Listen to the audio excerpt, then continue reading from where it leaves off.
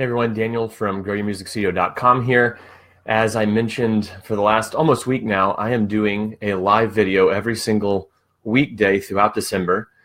And one of the things that I have mentioned in past videos is if you'd like me to answer a question on the video here, just leave that in the comments below. Well, yesterday someone did that, and the topic of today's video is that question. So the question that was asked, it was in one of the Facebook groups that I shared this video to, was what is a reasonable starting budget for an AdWords campaign, a Google Ads campaign, for a tiny studio?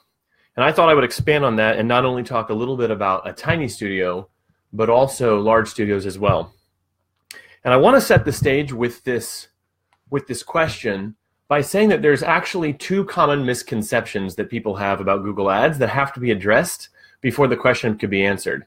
I mean, this video could actually be over in about 20 seconds if I just gave an answer, but I think I'd be doing a disservice to everyone watching if I just give that answer without any context. So here's the two misconceptions. The first one is that Google Ads is actually the answer to all of your prayers, and the second one is that Google Ads is too expensive to start. Because I think a lot of people hear ads, they get a little bit concerned, and they shy away from the medium. So here's the deal. AdWords is not the answer to all your prayers. It's not even the answer to all my prayers in my studio. I have written extensively on AdWords. I've mentioned it quite often over the last almost 2 years now that my blog has been in existence.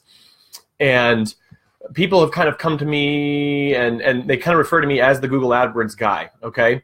So in the same way that all those kid commercials that were on television when we were kids about this cereal is a balanced part of your breakfast. AdWords is a balanced part of your overall traffic profile to your teaching website. I've long said, and really I think my message is becoming more this coming year, that the biggest business asset that you have as a studio owner in 2017 right now, 2018, 2019, and for the foreseeable future is your website. AdWords, personally, is only about 1/7 of all of my traffic. I don't think I've ever mentioned that before anywhere in my blog, anywhere in a video that I've ever created, but AdWords is only 1/7 of my traffic. The sources that I have for getting traffic to my teaching website are varied. Yesterday in the live video, I spoke at length about Google My Business. That's actually a big portion of my traffic profile. I haven't really focused on SEO. Search engine optimization for my studio, and yet because I've done good things to my website, Google likes the things that I've done on my website, the words that I put on my website. They're kind of rewarding me for the quality of the content on the site, even though I really haven't gone through and checked all the boxes on on really obsessing over SEO. So that's the first misconception. Google Ads are not the answers to all your prayers. And a quick thing here as I'm talking, as more people are joining, if you have questions as I'm talking here, this is kind of off the cuff. If you have questions, please put them in the comments. I'm at my computer today instead of on my phone, and so I have a little bit more ability to type here. And actually, if you're watching the replay of this, please feel free to write in the comments. I check the comments all the time. I love talking to people. It's a lot of fun interacting through this, so please leave those below if you have a question. Second misconception is it's too expensive to start. I will say this about Google Ads. It is the best paid solution out there. Sometimes people hear the amount of money that you have to pay to even get one person to click on your ad in Google, and I think they really shy away from that. They think, man, that can really start ticking up. I will tell you, Google AdWords is better than any non-digital solution you can think of for promoting your studio. This is banner ads, this is postcards, running ads in newspapers, sponsoring a sports team. I have done all of that stuff. Nothing has even come close to beating the number of students I've gotten for the amount of money I've paid using Google AdWords. And in fact, in the comment attached to this video, I've left a link. And this, if you want further information on what I'm talking about, I actually wrote a whole blog post on this. I wrote it last year, but I've gone through and updated the information where things have changed, which the truth is not much has changed. So anyway, That's that. I will also say this. Google AdWords is better than Facebook advertising. It just is. I could do an entire video on that. I'm not going to do it now. If you'd like me to do a video on why Google Ads is better than Facebook, leave that in the comment below. I don't know if that's something that would be interesting to folks, but just put a little like, yes, make that video, please. So that's kind of the context coming into the second misconception, which is it's too expensive. So here are ways to reduce the amount of money that you could potentially spend in AdWords. So if you're a tiny studio and you're starting out, or you're a large studio and you're just dipping your toe in the water, there's a couple tricks you can do inside AdWords that a lot of people don't realize they can do prior to beginning. And so they never start because they don't know that these options are available to them. The first one is you can target geographically within AdWords. You can pick the major zip codes around you. You can look at where your students are from and just put those zip codes into AdWords, and you can only target those zip codes. But if you want to limit the budget that you have, you can begin eliminating zip codes and maybe even just go down to one, so that as people search for piano lessons or voice lessons or violin lessons or whatever it is you teach, only those people in that zip code are actually even going to see the ad. That's a way to limit the budget that you have. Okay, so that's the first thing. Second thing is that the way that people find you on Google Ads is through the use of keywords. That's the word, but essentially if someone types in piano teacher into Google and they do it in the zip code that you've designated, Google is going to show your ad to people because they typed in the word piano teacher.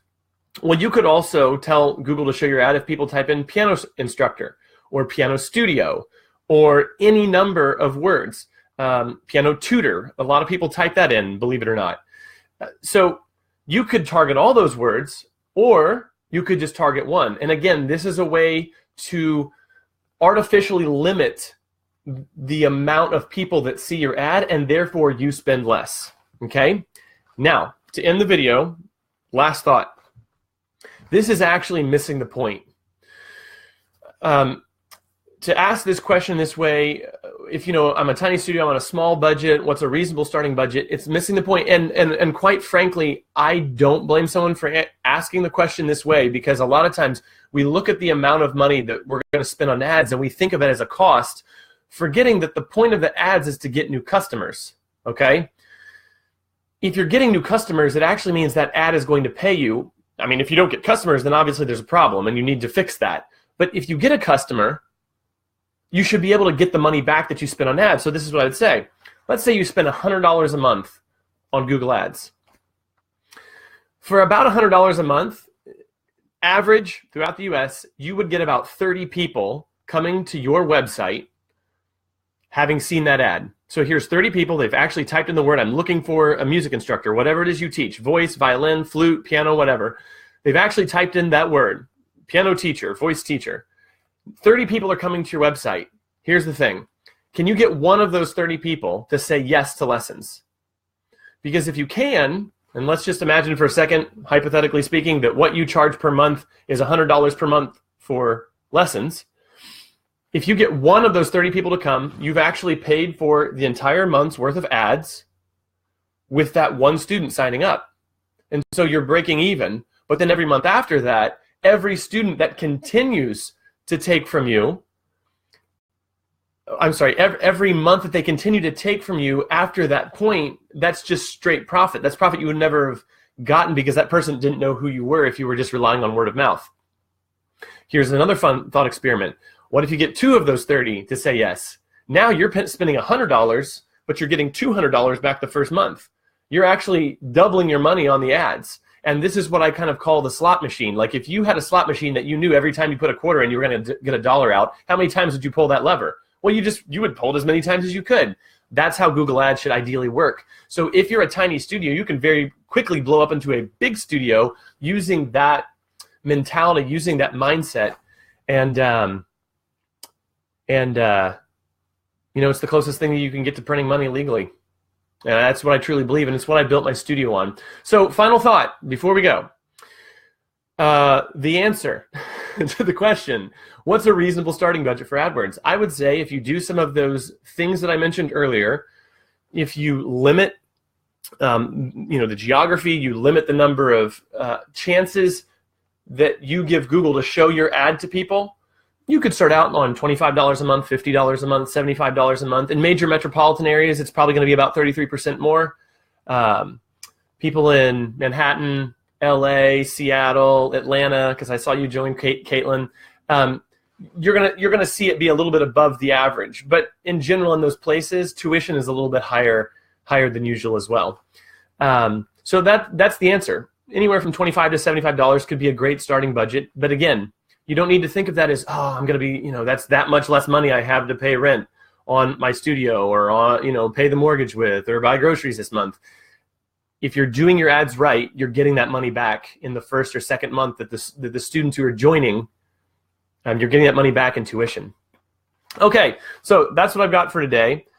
If you have questions, if you'd like a follow-up on what I'm saying here, write that in the comments below.